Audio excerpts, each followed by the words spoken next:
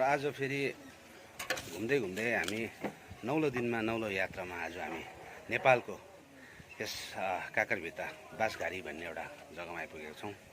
र यहाँ विशेष चाहिँ आज के हो भने सधैँ हामी दुई भाइ हुने गर्थ्यौँ भने आज हामीसँग चाहिँ एकदम हाम्रो अति नै प्रिय साथी है त्यो सर हाम्रो सौरा सर हुनुहुन्छ।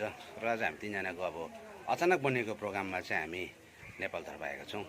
र हामी सरलाई पनि तपाईँको समक्ष देखाउन चाहन्छु। नमस्कार। यहाँ हाम्रो दाई।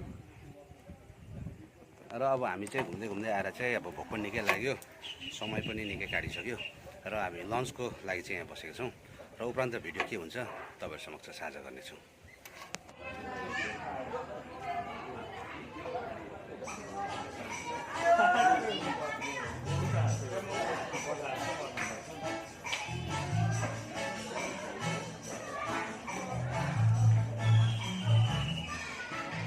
र अब चाहिँ हामी गाडीतिर लागिरहेका छौँ।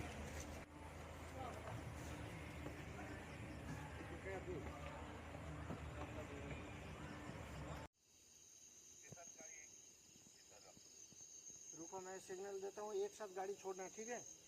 ये आप लोग रेडी रहिए, ठीक है, गाड़ी निकल देते हैं।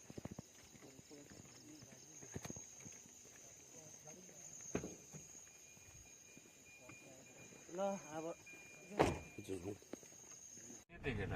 जाने र हामी चाहिँ यहाँ बिचमा कत्ला मोडबाट चाहिँ हामी सिधै जाँदैछौँ। र हात्ती बिचमा छ भनेर चाहिँ प्रशासन पनि सक्रिय छ र हामीलाई जानु अनुमति दिनुभयो उहाँहरूले। र बाइकहरू पनि छ बिचमा हालेर चाहिँ हात्ती एकदमै सडकको साइडमै छ भन्छ र हामी एकदमै सक्रियपूर्वक नै जाँदैछौँ है। अब यहाँ चाहिँ हो जङ्गलहरू पुरै छ, हात्तीहरू निस्किन्छ।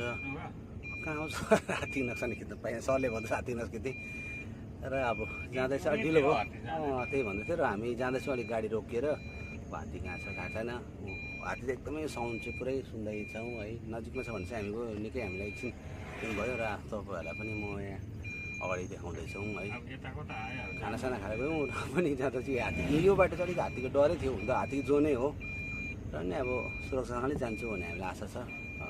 यस्तै हुन्छ ढिलो बाटो, अब राति हुँदो यहाँ अब अलिकति ट्राभल गर्दा है अलिक त्यहाँ खाना खाँदा अलिक टाइम लाग्यो। र त्यसले गर्दा हात्तीको अलिक हेर्नुहोस् यस्तो जङ्गल छ।